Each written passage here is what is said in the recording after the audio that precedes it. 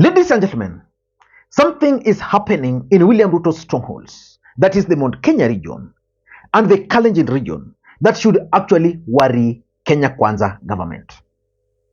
William Ruto today was humiliated once again in Kericho. The governor was heckled. And I want to ask you this simple question. For how long will William Ruto continue entertaining this kind of embarrassing situation during presidential functions? I want you guys to watch this clip very closely.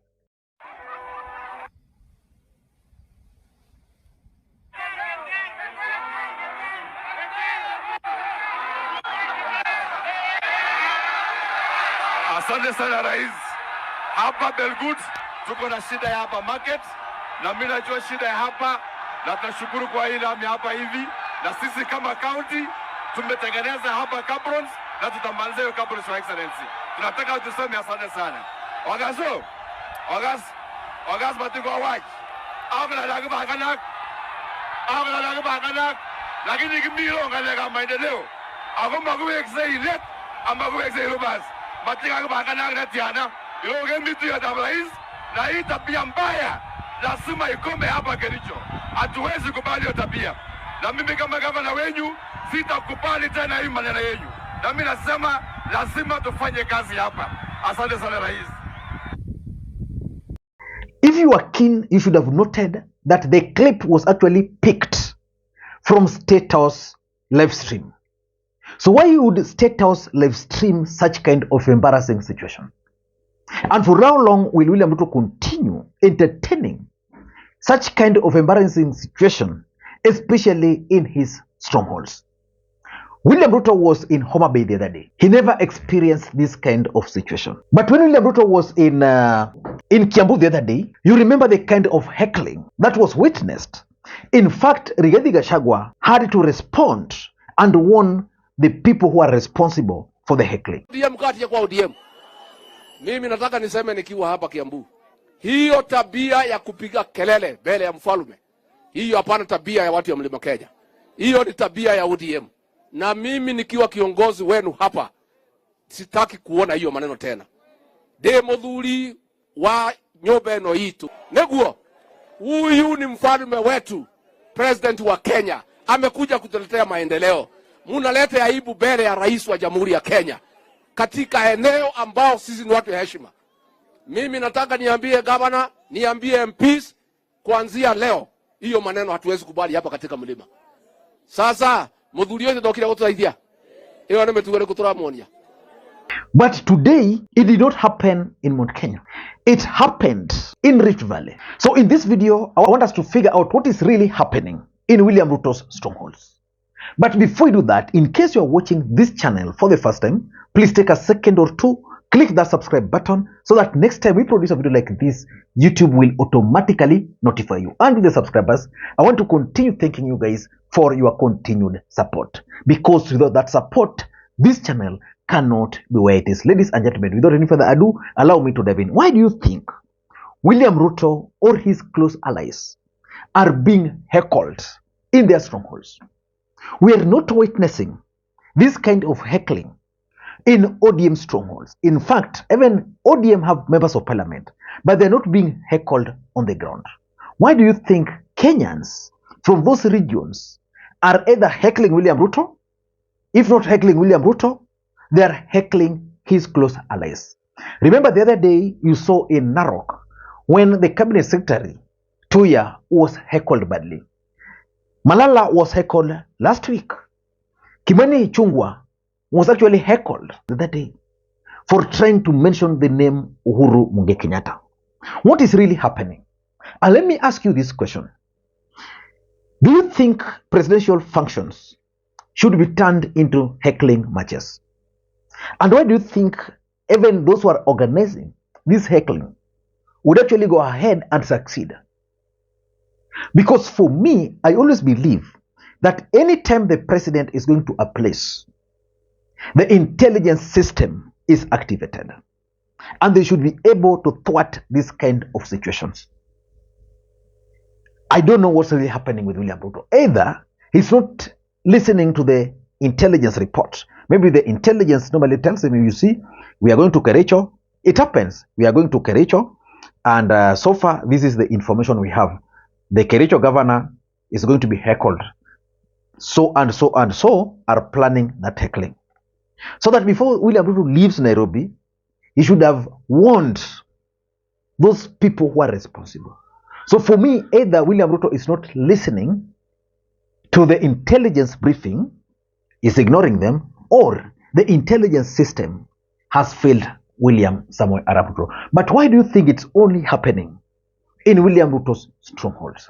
That is the biggest question that we need to figure out. Because for me, I don't think it's fair for William Ruto as the president, who is supposed to be symbol of national unity of the country, to keep on going to events, and those events are turning out to be chaotic.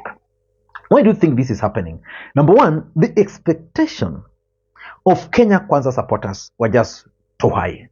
Remember, William Ruto's campaign was populist. And that's how, on the ground, they also voted for people who lied to them. I remember the governor for Kericho, how he won the seat. This is a man who defeated none other than Charles Keter. Charles Keter is an experienced politician. The Kericho governor defeated him. So it means the Kericho governor was a populist politician. He lied. And because he lied to the people, he cannot deliver. So any opportunity these guys get, they will always heckle. And that's what happened to Kimani Ichung'wah, and it's happening to the others. The second reason why William Ruto is experiencing this kind of heckling in his strongholds is because of early campaigns. William Ruto was elected. William Ruto has never sat in his office. In fact, it's only this week when I saw William Ruto busy in his office. He met with the Association of Manufacturers. He met with the Private Sector Alliance. You know, for the first time, William Ruto was engaging in real meetings. Otherwise, William Ruto has just been on the road, greeting people, making a declaration.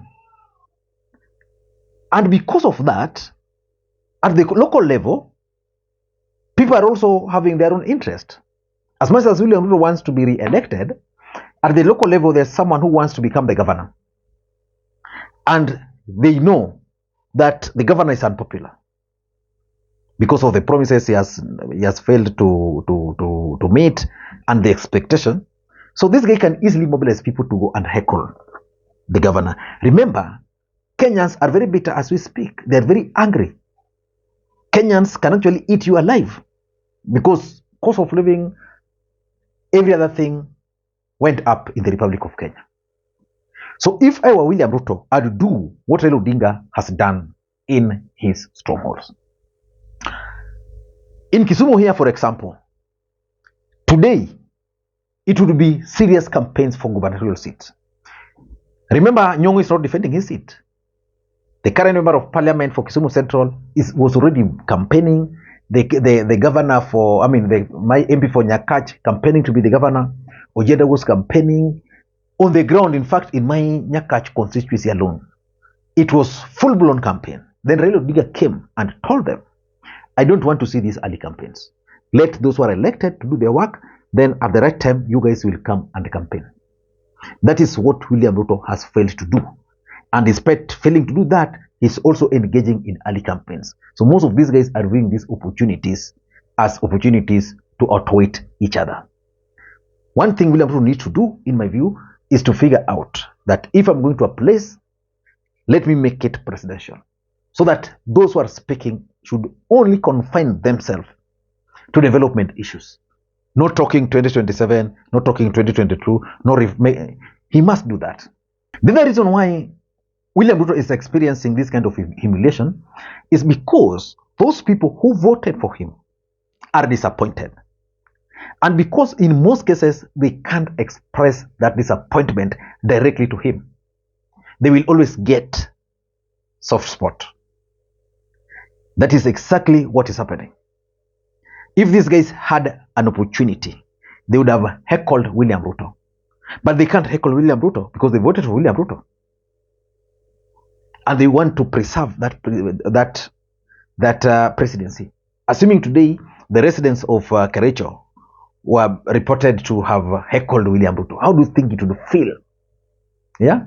So instead of heckling William Ruto, they must hide behind the governor. And lastly, it is the failure by William Ruto to act presidential. If William Ruto were to start acting presidential today, this kind of things we are seeing will not be happening. I want to give you a case scenario. William Ruto was in Homa Bay. That was Governor Wanga's event, specifically for development investment conference. So you go there as a member of parliament, your speeches are confined to the issue. In Homa Bay, MPs did not even talk. They had the opportunity. Yeah? Because the agenda was very specific. So William Ruto should start doing that. That if he's going to a place, he must confine those events to presidential events. But if you won't do that, I can assure you, Kenyans will continue humiliating William Ruto. It is bad for the president to have the microphone, then hand over to the governor. Even before he could hand it over to the governor, heckling all over. That was bad. Should not happen again. I don't know what to think. That's my take. Until next time, Makwiny. Bye-bye.